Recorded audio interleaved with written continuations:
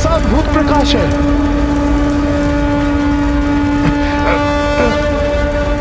प्रतीत होता है आगे बढ़ने पर ही इसका रहस्य ज्ञात होगा।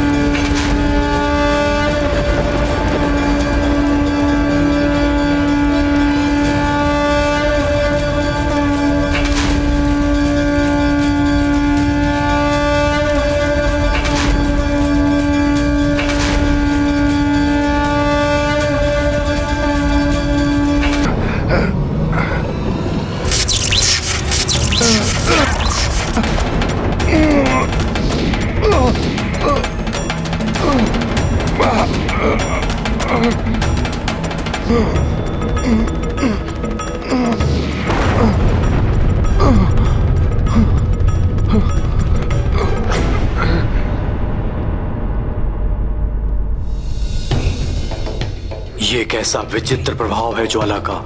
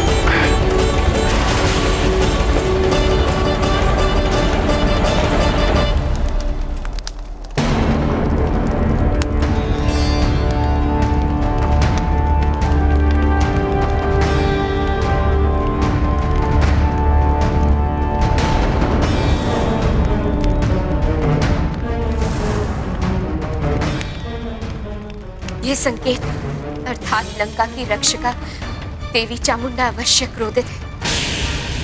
अवश्य ही किसी ऐसे व्यक्ति ने लंका में प्रवेश करने का प्रयास किया है जिससे लंका या लंकेश पर संकट आ सकता है। मुझे शीघ्र ही जाकर स्वामी को सूचना देनी होगी।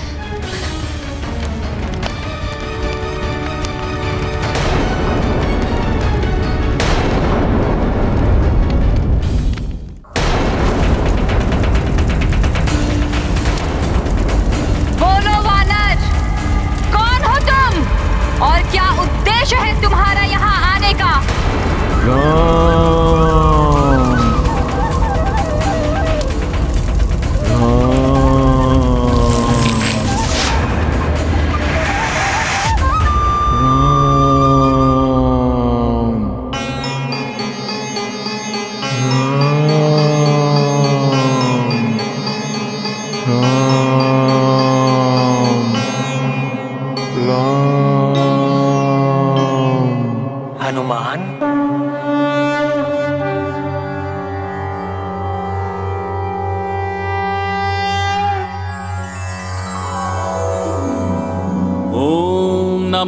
देव्ये महादेव्ये शिवाय सततं नमः।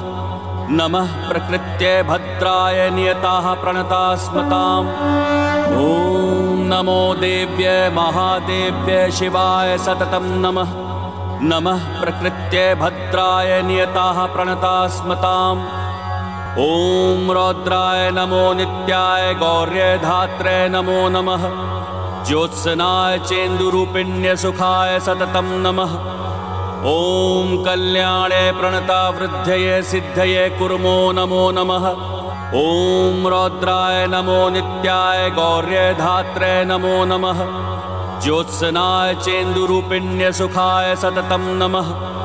ॐ कल्याणे प्रणता वृद्धये सिद्धये कुर्मो नमो नमः। नैरृत्ये भूभृतां लक्ष्मे शर्वाण्ये ते नमो नमः।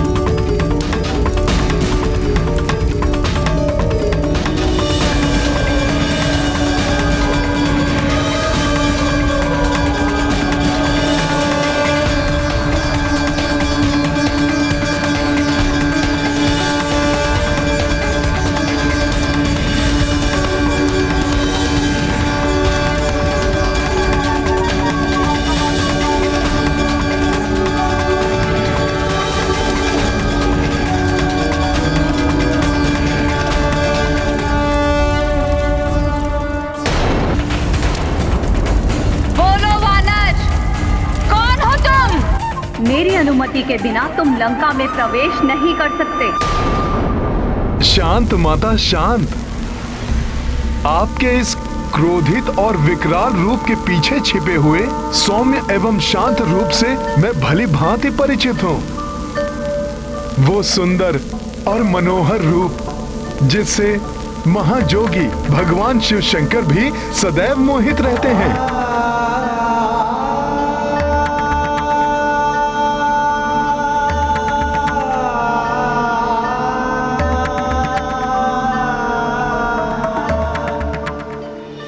आपकी कृपा हो वो तो आपको किसी भी रूप में पहचान लेगा। मैं हनुमान हूँ। एक समय प्रभु महादेव और स्वयं आपने वैद वेदनी का रूप धारण करके मेरा मिलन प्रभु श्री राम से करवाया था। उसी क्षण मैंने आपके उस रूप के दर्शन किए थे माता, जिसे महादेव भी अपलक देखते हैं।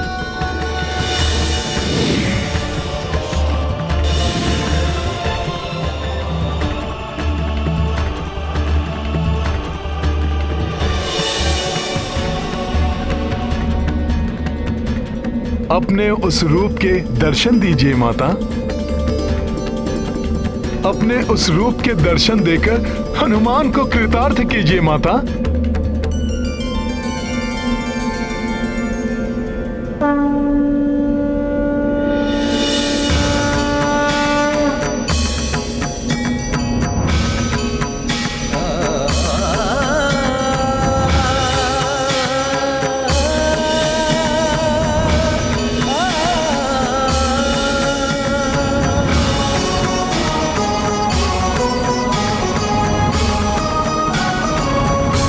प्रणाम माता पार्वती।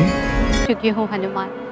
तुम यहाँ देवी सीता को ढूंढने आए हो ना, जिनके विक्षोभ में तुम्हारे प्रभु श्री राम व्याकुल हैं। ये कार्य लंकेश रावण का ही है।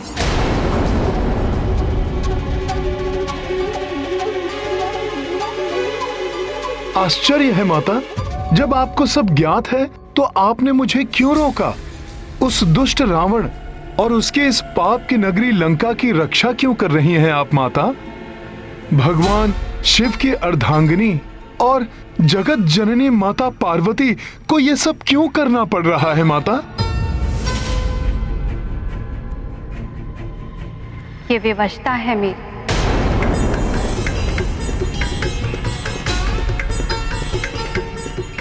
विवशता? आपको कोई कैसे विवश कर सकता है माता? तुम जानना चाहते हो तो सुनो हनुमान। रावण कुशल संगीतज्ञ है। एक समय महादेव के भक्त रावण ने स्वामी को प्रसन्न करने के लिए संगीत और स्तुति को माध्यम बनाया। ऐसा मधुर संगीत था उसका कि संपूर्ण ब्रह्मांड संगीतमय हो उठा। जटाटवी कलज्ज्वल प्रवाह पावितस्थले कलेवलम्ब्य लम्बितां भुजंग तुंग मालिकां डमड्डमड्डमड्डमन्निनादमट्टवर्वयं चकार चंड तांडवं तनोतु नः शिवः शिवम्। जटाकटाह संभ्रम भ्रमन्निलिम्प निर्झरी विलोल वीचि वल्लरी विराजमान मूर्धनि धगद्धगद्धगज्ज्वलल्ललाट पट्टपावके किशोर चंद्रशेखरे रतिः प्रतिक्षणं मम।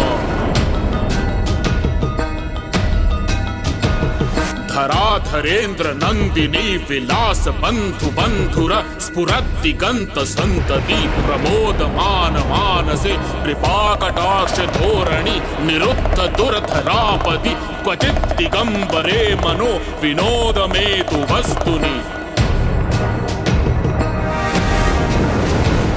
प्रफुल्ल नील पंकज प्रपंच कालिम प्रभावलंबि कंठ कंदली रुचि प्रबद्ध कंधरम स्मरच्चिदं पुरच्चिदं भवच्चिदं मखच्चिदं गजच्चिदाद कच्चिदं तमंत कच्चिदं भजे। जयत्वदभ्रविभ्रमभ्रमद् भुजङ्गमश्वसत् विनिर्गमत्क्रमस्फुर करालभालभव्यवाढ्यमिद्धिमिद्धिमिध्वनन् मृदङ्गतुङ्गमङ्गल ध्वनिक्रमप्रवर्धित प्रचण्ड ताण्डवः शिव। कदा निलिम्प निर्झरी निकुंज कोटरे वसन विमुक्त दुर्मतिः सदा शिरस्थ मंजलिं वहन विलोल लोल लोचनो ललाम भाल लग्न कः शिवेति मंत्रमुच्चरण कदा सुखी भवाम्यहम्।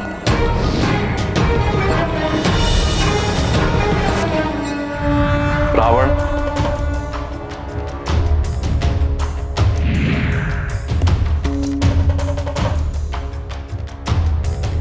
मेरे प्रभु। ये सत्य है माता, संगीत के माध्यम से शीघ्र ही आत्मा परमात्मा से एकाकार हो जाती है। इसीलिए महादेव शिव भी संगीत के स्वरों से प्रसन्न होकर खींचे चले आए। हाँ हनुमान, रावण ने स्वामी को प्रसन्न तो किया ही, उनसे वरदान के रूप में प्रभु का आत्मलिंग मांग लिया। आत्मलिंग? हाँ हनुमान, आत्मलिंग स्वामी का ही एक रूप है जो सदैव उनके हृदय में विराजता है। रावण उसे यहाँ लंका में लाकर प्रतिष्ठित करना चाहता था, जिससे उसकी लंका सदैव के लिए अजय एवं अभेद्य हो जाए। प्रभु तो भोलेनाथ हैं, उन्होंने अवश्य ही रावण की इच्छा पूर्ण कर दी होगी। प्रभु तो आशुतोष है, अवघड़दानी है। अपने भक्त को कुछ भी प्रदान करने में उन्हें कोई संकोच नहीं होता। वरदान स्वरूप उन्होंने रावण को आत्मलिंग प्रदान तो कर दिया, परंतु साथ में एक प्रावधान भी कर दिया। तुम्हारे अद्भुत स्तुति और संगीत ने मुझे प्रसन्न कर दिया है रावण। मैं तुम्हें अपना आत्मलिंग प्रदान करूंगा, किंतु ऐसी किसी भी पवित्र वस्तु को ले जाने के लिए उस भक्त को उस वस्तु के प्रति अपनी पूर्ण श्रद्धा एवं निष्ठा का प्रमाण देना होता है। प्रभु, मेरे इष्ट, मेरे आराध्य, आपका परम भक्त अपनी श्रद्धा और भक्ति का कोई भी प्रमाण देने के लिए प्रस्तुत है। तो सुनो रावण, लंका पहुंचने से पूर्व मार्ग में कहीं भी तुम आत्मलिंग को पृथ्वी या किसी अन्य स्थान पर नहीं रखोगे और दक्षिण समुद्र तक पहुंचने से पूर्व तुम पुष्पक विमान का प्रयोग भी नहीं करोगे।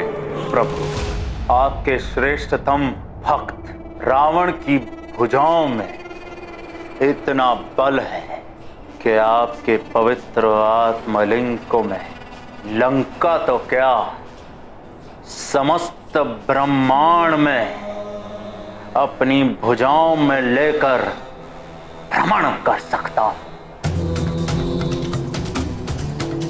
अब लंका तक आपका पवित्र आत्मलिंग मेरी भुजाओं में आरूढ़ होकर जाएगा।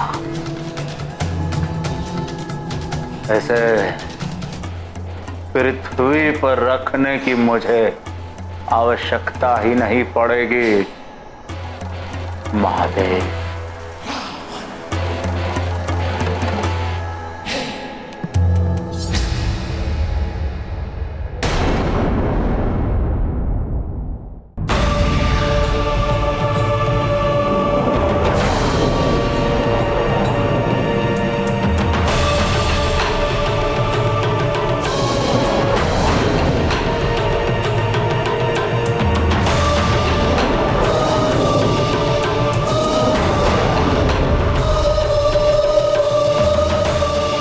महादेव, आपके कथनानुसार ही अब आपका ये भक्त रावण आपके आत्मलिंग को बिना भूमि पर रखे ही उसे लेकर लंका पहुंचेगा। स्मरण रहे रावण, यदि लंका पहुंचने से पूर्व मार्ग में तुमने कहीं भी लिंग को पृथ्वी पर रख दिया तो यह वहीं स्थित हो जाएगा और फिर तुम्हें रिक्त हाथ ही लंका लौटना पड़ेगा। माता, रावण तो महाबली था। वो कैलाश से दक्षिणी समुद्र तक बड़ी सहजता के साथ प्रभु का आत्मलिंग लेकर जा सकता था। हाँ पुत्र, रावण स्वामी के आत्मलिंग को उठाए हुए वन, नदियां, पर्वत आदि पार करता हुआ लंका की ओर बढ़ता चला गया। तब देवताओं ने उसके मार्ग में अनेकों बाधाएं उत्पन्न की। वायुदेव ने धूल भरी आंधियां चलाई, परंतु रावण सतत आगे बढ़ता चला गया।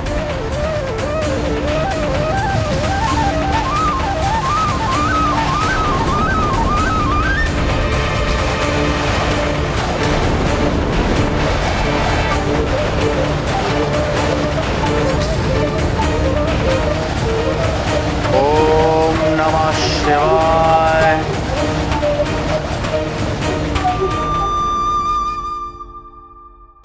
वरुण देव ने तीव्र जल धाराओं का प्रयोग किया, जिससे रावण गिर जाए और आत्मलिंग का पृथ्वी से स्पर्श हो जाए, परंतु तीव्र जल धाराएं भी रावण के मार्ग को अवरुद्ध नहीं कर सकी। सूर्यदेव ने अपना ताप बढ़ाया और अग्निदेव ने रावण के पंख के नीचे की शिलाओं को इतना अधिक तपाया कि वे कोयला बन गई।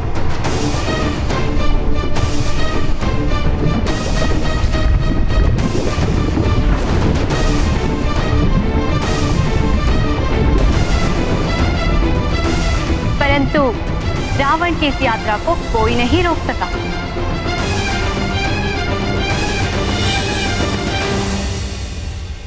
तो क्या ऐसा कोई भी नहीं था माता, जो रावण को लंका जाने से रोक सके? जब शक्ति असफल हो जाए तो युक्ति से कार्य करना चाहिए। रावण की यात्रा को रोकने वाला भी था कोई। यदि आत्मलिंग लंका पहुंच गया तो अनर्थ हो जाएगा। रावण अजय हो जाएगा और उसे पराजित करना असंभव हो जाएगा। उसके अत्याचार और अधिक बढ़ जाएंगे। राक्षसों के दुराचार और पापाचार से सब त्राहिमाम हो उठेंगे। यहाँ तक कि प्रभु श्री राम के लिए भी रावण को परास्त करना असंभव हो जाएगा। हम सभी देवताओं के समस्त प्रयास असफल हो चुके हैं। अब आप ही हमारी अंतिम आशा है पार्वती नंदन। आप सब चिंता मत कीजिए। पिताश्री के आत्मलिंग को लेकर लंका तक रावण को नहीं जाने देगा ये गणेश।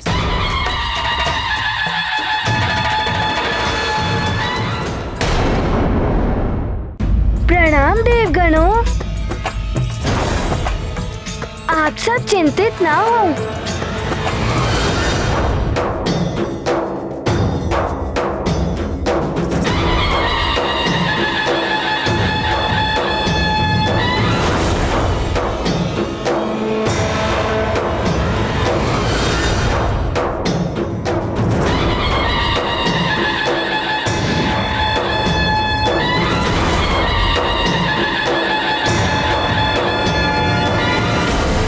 उस समय तक रावण कोंकण क्षेत्र में स्थित एक समुद्र के निकट पहुंच चुका था।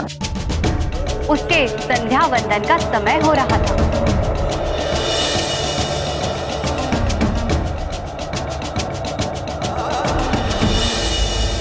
लंकेश, यदि भक्ति भावना के साथ पिताश्री के आत्मलिंग को ले जाते तो मैं कदापि ना रोकता, किंतु अजय होकर संसार को प्रताड़ित करने की भावना से पिताश्री के आत्मलिंग को ले जा रहे हो, जो अनुचित है।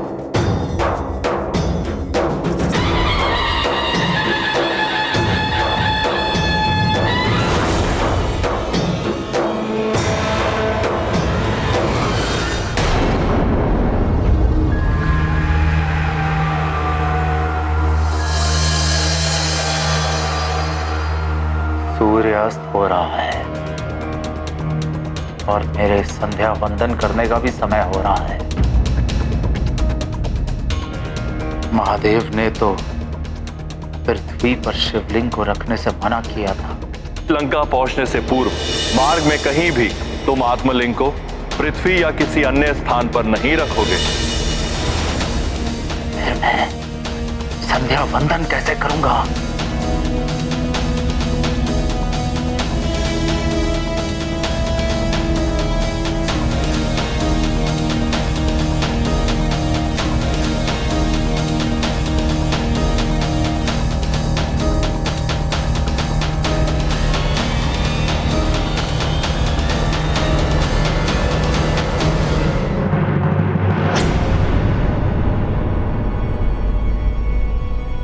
प्रतीत हो रहा है कि कोई है।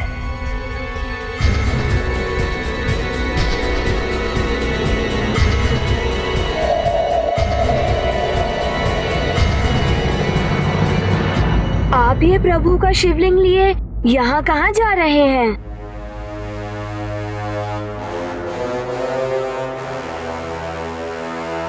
मैं कहीं भी जाऊं उससे तुम्हें क्या?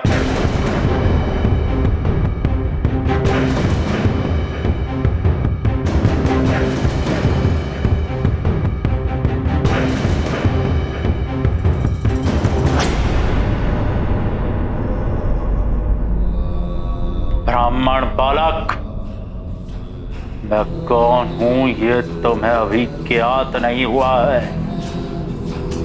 उचित होगा कि तुम मेरा पीछा करना बंद कर दो, अन्यथा तुम संकट में पड़ जाओगे।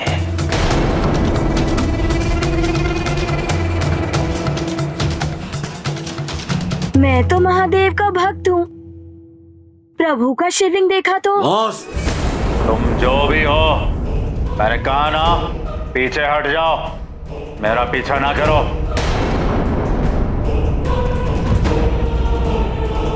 फिर क्या हुआ माता? क्या गणेश जी महादेव के आत्मलिंग को रावण द्वारा लंका ले जाने से रोक पाए? देव के आत्मलिंग को रावण द्वारा लंका ले जाने से रोक पाए?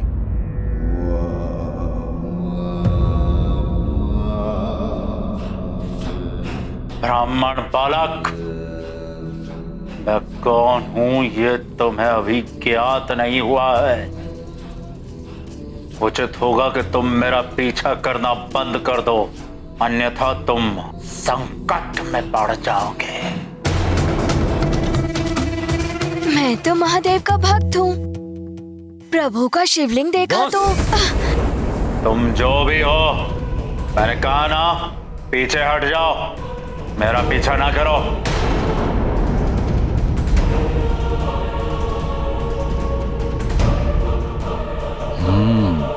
ये बालक दिखने में तो शक्तिशाली प्रतीत हो रहा है, यदि इससे कहूं तो ये मेरा संध्या वंदन पूर्ण होने तक शिवलिंग को हाथ में पकड़े रख सकता है। ब्राह्मण बालक, रुको।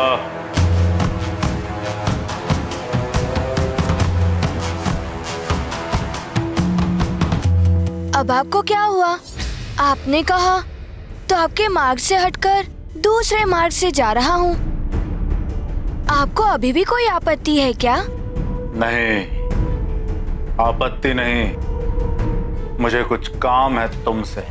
नहीं नहीं, मुझे नहीं करना आपका कोई कार्य। आप तो अकारण ही मुझ पर क्रोधित हो जाते हैं। नहीं हूँगा अकारण क्रोधित। तुम एक ब्राह्मण बालक हो, शिव महादेव के भक्त हो। मैं तुम्हें एक सुंदर अवसर दे सकता हूँ। भगवान महादेव के इस तेजस्वी शिवलिंग को अपने हाथ में धारण करने का अवसर। मैं इसे हाथ में? किंतु ये तो बहुत भारी प्रतीत हो रहा है। दिखने में तो तुम अच्छे भले बलशाली दिखते हो। मुझे संध्या वंदन करना है।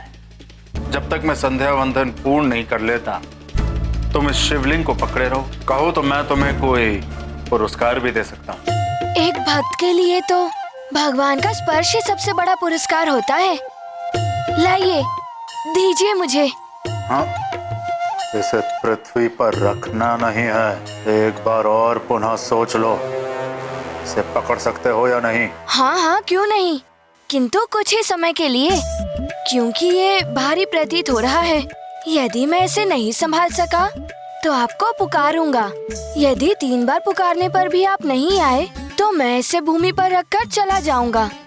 3 बार तो क्या, इसके पुकारने से पूर्व भी मैं लौट आऊंगा। ठीक है, ये लो।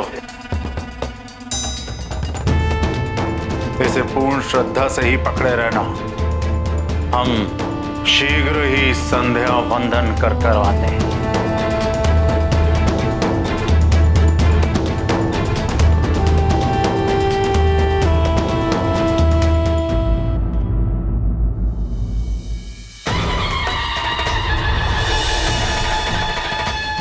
ओम नमः शिवाय। प्रणाम पिताश्री। अर्थात गणेश जी की युक्ति सफल हो रही थी। हनुमान, पुत्र गणेश का उद्देश्य तो रावण की यात्रा को विफल करना था, और वैसे भी गणेश जिस कार्य को करने की ठान ले वो तो पूर्ण होता ही है। बस गणेश प्रभु के शिवलिंग को लिए वहीं खड़े रहे और रावण समुद्र में जाकर संध्या वंदन करने लगा।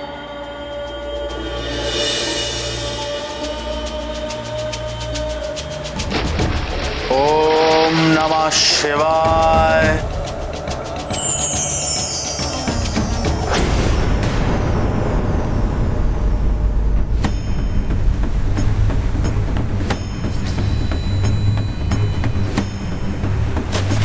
ओम नमः शिवाय।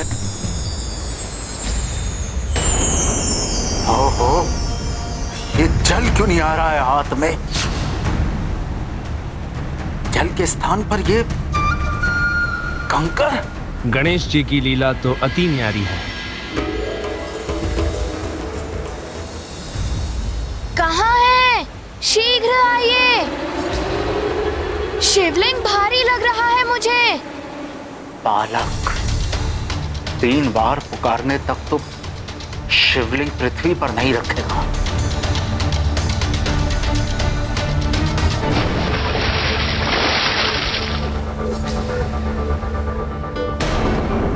ये क्या हो रहा है?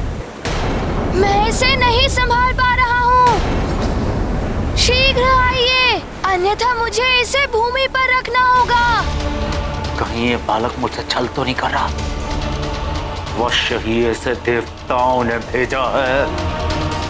सुनो, जब तक मैं ना आऊं शिवलिंग को पृथ्वी पर मत रखना।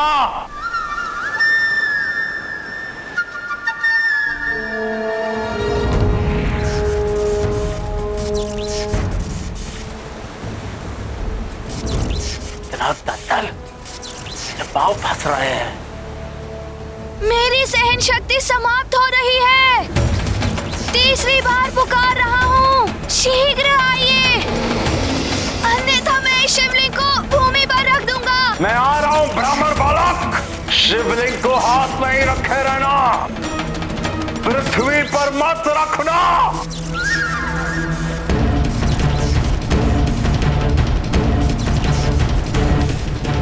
मुझसे ये नहीं संभल रहा है।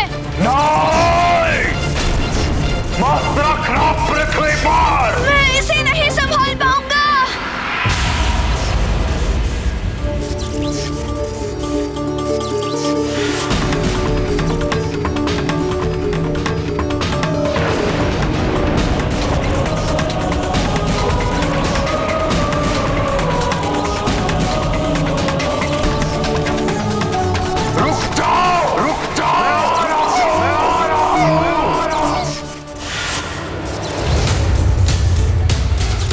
रुक जाओ ब्राह्मण बालक।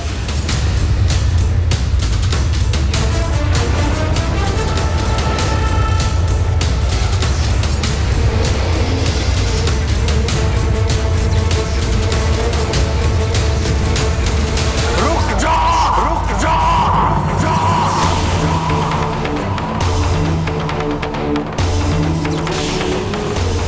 इस प्रकार रावण सदा के लिए अजय होते होते रह गए और गणेश के इस कृत्य से गोकर्ण क्षेत्र भगवान महादेव का पवित्र तीर्थ स्थल बन गया और साथ ही गणेश को एक नया नाम भी मिल गया, विघ्नकर्ता।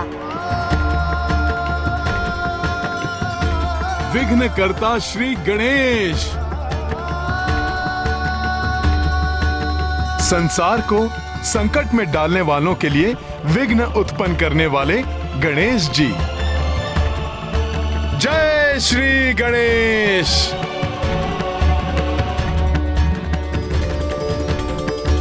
किंतु फिर ऐसा क्या हो गया माता कि आपको अंश रूप में यहाँ लंका की रक्षा के लिए आना पड़ा? आत्मलिंग को लंका ले जाने में असफल होने से क्षुब्ध रावण पुनः कैलाश आ पहुंचा। प्रभु, देखा आपने, देखा आपकी भक्ति का क्या प्रसाद मिला है आपके परम भक्त दशानन लंकेश रावण को।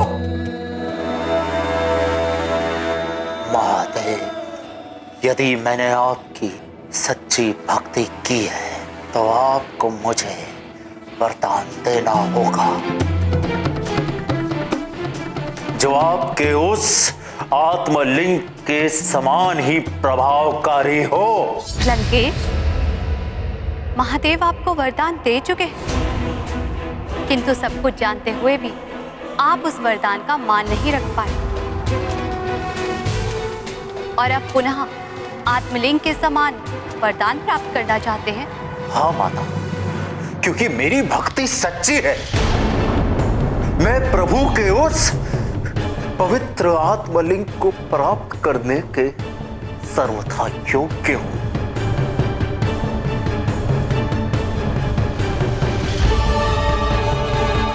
उचित है, महादेव के स्थान पर मैं आपको वरदान देती हूँ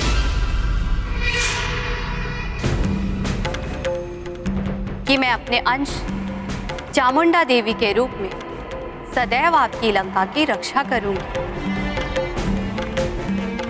किंतु स्मरण रहे, जिस दिन आपके पाप आपकी भक्ति द्वारा प्राप्त हुए पुण्यों से अधिक हुए, मैं लौट आऊंगी। धन्य हुआ महादेवी, धन्य हुआ।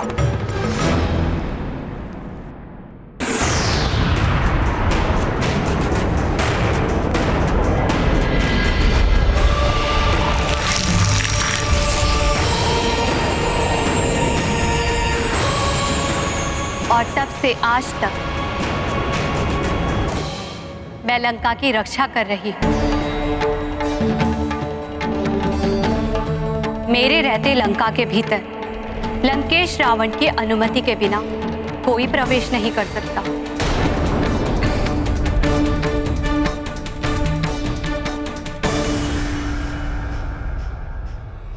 तुम भी नहीं हनुमान।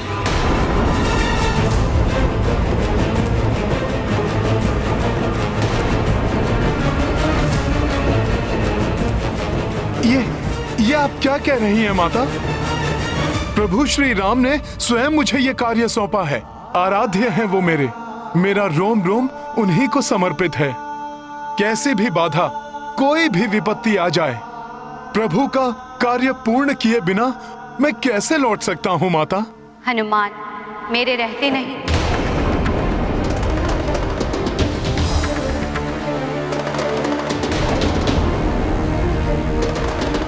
किंतु मेरे जाने के पश्चात तो तुम लंका में प्रवेश कर सकते हो।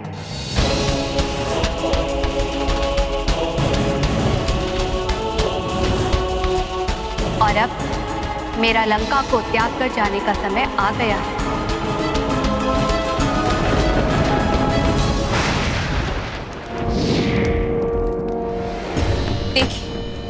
देखिए स्वामी, स्वयं अपने नेत्रों से देख लीजिए।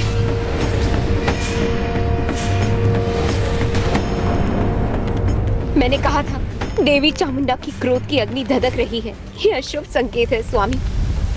मैंने रावण को वचन दिया था कि मैं अपने अंश चामुंडा के रूप में तुम्हारी लंका की रक्षा करूंगी। किंतु जिस दिन तुम्हारे पाप तुम्हारे भक्ति द्वारा प्राप्त हुए पुण्य से अधिक हुए तो मैं लौट जाऊंगी। सत्य है माता, मनुष्य के किए हुए पुण्य ही उसकी रक्षा करते हैं। किंतु जब वो पाप कर्मों में लिप्त हो जाता है तो उसे अपने अभिमान में ये ज्ञात ही नहीं रहता कि कब उसके पापों का घड़ा भर चुका है और तब उसका पतन आरंभ हो जाता है। हाँ हनुमान, रावण ने भी पराई स्त्री का अपहरण कर सबसे घृणित पाप किया है, जिससे उसके समस्त पुण्य नष्ट हो गए और रावण के पापों का घड़ा भर चुका है। स्वामी देखिए, मैंने आपसे कहा था ना। और ये भ्रामक और मूर्खतापूर्ण बातों से मेरा समय नष्ट मत करो।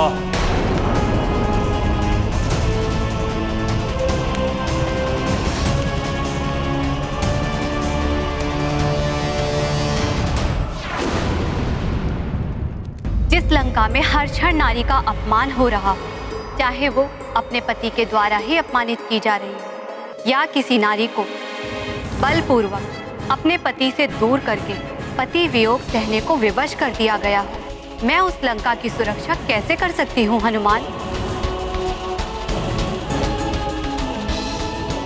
आप सत्य कह रही हैं माता।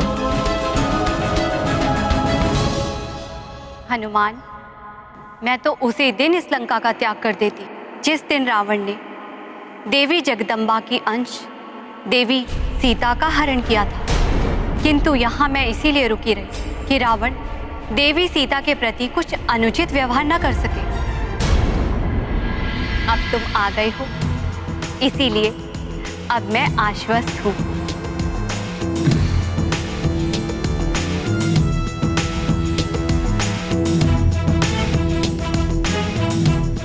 तुम्हें अपने दायित्वों को निभाते हुए राम कार्य को पूर्ण करना है हनुमान। अवश्य माता, प्रणाम।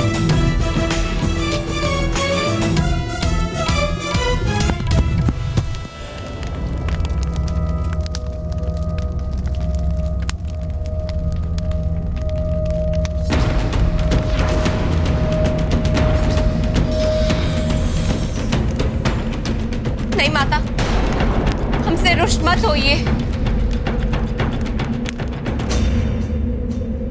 सफल मनोरथ भवा पुत्र, मेरा आशीर्वाद तुम्हारे साथ है।